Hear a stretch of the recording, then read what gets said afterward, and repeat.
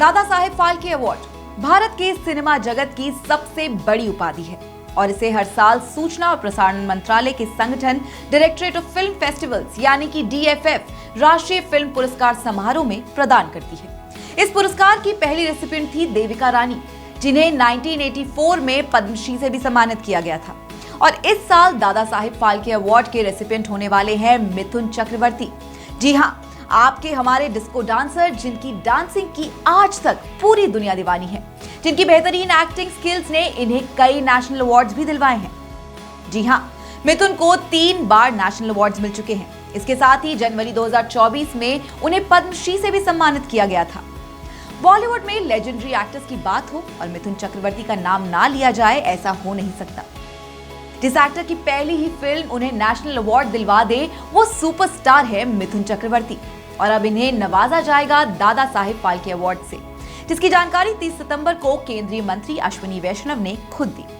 मिथुन दा को 8 अक्टूबर को 70वीं नेशनल फिल्म अवार्ड सेरेमनी में सम्मानित किया जाएगा और ये अवार्ड उन्हें नवाजा जा रहा है उनके 5 दशक से भी ज्यादा के उनके इंडियन सिनेमा के सफर के लिए, जिसमें उन्होंने बंगला, हिंदी, तमिल, तेलुगु, कन्नड़, उड़िया और भोजपुरी जैसी 350 से ज्यादा फिल्में दी हैं।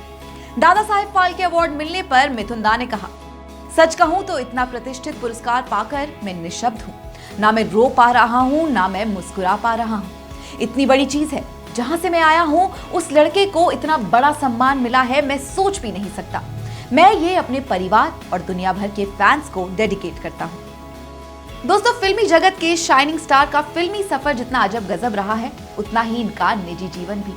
आज मिथुन दा के पास 347 करोड़ रुपए की संपत्ति है, जिसमें मुंबई, कोलकाता के बंगलों के अलावा ऊटी में एक फार्म हाउस भी शामिल है। वो मोनार्क ग्रुप ऑफ होटल्स के CEO हैं। ऊटी में उनका होटल मोनार्क में 59 रूम्स, 4 लग्जरी स्वीट्स और फिटनेस सेंटर और एक इंडोर स्विमिंग पूल जैसी सुविधाएं हैं। पर जब मिथुन ने अपने करियर की शुरुआत की थी, तब उनके पास कुछ नहीं था। उनका एक किस्सा बहुत ही मशहूर है, जिसमें एक रिपोर्टर के पास जब मिथुन दा एक इंटरव्यू के लिए गए, तो मिथुन दा ने रिपोर्टर के सामने एक शर्त रखी, अगर वो उन्हें खाना खिलाएगा तभी वो इंटरव्यू देंगे। इनफैक्ट जब उन्हें अपने करियर की पहली फिल्म रिग्या, जो कि 1974 में आई थी, के लिए नेशनल अवार्ड से नवाजा जा रहा था, तो उनके पास अवार्ड लेने जाने के लिए फ्लाइट टिकट के पैसे नहीं थे। तब उन्हें रेखा ने अपना स्पॉट बॉय बनाकर अपने साथ ले गई थी। दोस्तों, 16 जून 1950 को मिथुन चक्रवर्ती का जन्म कोलकाता में हुआ और उनका असली नाम है गौरांग चक्रवर्ती। पर एक्टिंग में करियर बनाने से पहले मिथुन ने केमिस्ट्री में ग्रेजुएशन किया।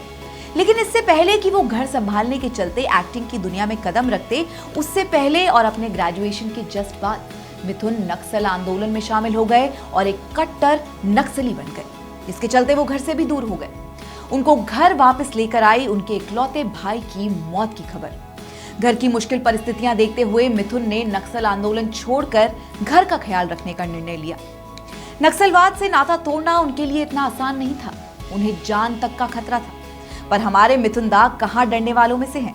उनकी तो बल्कि उस समय के सबसे बदमाश नक्सली रवि रंजन से गहरी दोस्ती थी।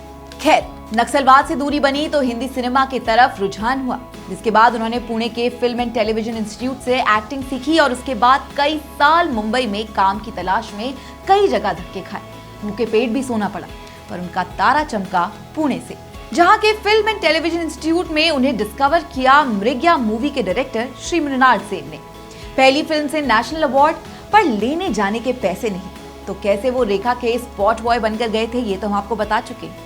उसके बाद मिथुन ने कभी कभार बॉडी डबल बनकर भी गुजारा किया। इस बीच उन्हें एक बार अमिताभ बच्चन की फिल्म 2 अनजाने में एक छोटा सा किरदार निभाने का मौका मिला और एक बार हेलन के असिस्टेंट बनने का। पर फिर 1979 में रिलीज हुई फिल्म सुरक्षा, जिसने मिथुन को सुपरस्टार बना दिया। हर डायरेक्टर, हर प्रोड्यूसर मिथुन के साथ काम करना चाहता था। लेकिन यहाँ भी एक प्रॉब्लम थी, उस समय की एक्ट्रेसेस मिथुन के सांवले रंग की वजह से उनके साथ काम नहीं करना चाहती थी। पर मिथुन ने इसको अपने आप को रोकने नहीं दिया और आगे चलकर सभी को दिखा दिया कि सांवला रंग उनकी एक्टिंग और उनकी प्रतिभा को नहीं छुपा सकता। 1982 में रिलीज हुई मिथुन चक्रवर्ती की फिल्म डिस्को डांसर ऐसी सुपर डुपर हिट हुई कि डिस्को डांसर हिंदी सिनेमा की 100 करोड़ कमाने वाली पहली फिल्म बन गई। सोचिए, 1982 में इस फिल्म ने 100 करोड़ कमाए। इस मूवी ने भारत तो भारत पर सोवियत यूनियन में भी खूब कमाल दिखाया। मिथुन थे तो नॉन डांसर, पर उनके इस मूवी के गाने के स्टेप्स पूरे देश भर में फेमस हो गए। हर कोई डिस्को डांसर बनना चाहता था।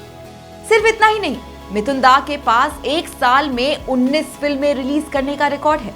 वो साल था 1989 और सभी मूवीज में वो बतौर लीड नजर आए, जिसके लिए मिथुन का नाम लिम्का बुक ऑफ रिकॉर्ड्स में दर्ज है।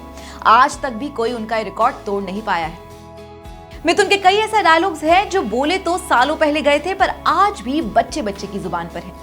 चाहे गुलाम मूवी का कोई शक हो या फिर लोहा मूवी का वो डायलॉग, कानून और देवता जब देता है तो छप्पड़ फाड़ कर देता है, और जब लेता है तो थप्पड़ मार कर लेता है। आज तक लोगों को याद है। पर मेरा पर्सनल फेवरेट शायद होगा जिनके घर शीशे के होते हैं ना, वो बेसमेंट में कपड़े बदलते हैं। ये मूवी है गोलमाल, जिसमें मिथुन चक्रवर्ती ने एक बहुत ही फनी किरदार निभाया है। तो दोस्तों, मिथुन 80 और 90 के दशक के one of the highest paid actors रह चुके हैं। उन्होंने एक्शन, ड्रामा, देशभक्ति, कॉमेडी और शायद हर एक जॉनर में मूवीज की हैं। उनकी आखिरी मूवी थी 2022 की द कश्मीर फाइल्स। इतना लंबा और सक्सेसफुल करियर जिसमें मिथुन एक आइकॉन बनकर उभरे हैं और आज भी लोगों को प्रेरित कर रहे हैं, निश्चित रूप से दादा साहेब फाल्के सम्मान मिलने के योग्य हैं। हम उम्मीद करते हैं कि आने वाले सालों में मिथुन दा हमें थोड़ा और एंटरटेन करें। श्रेष्ठ भारत परिवार की तरफ से मिथुन दा को दादा साहेब फाल्के अवार्ड मिलने की ढेरों शुभकामनाएं। श्रेष्ठ भारत पर खबरों से जुड़े रहने के लिए चैनल को सब्सक्राइब और लाइक करें, बेल आइकन दबाएं और देखते रहें श्रेष्ठ भारत।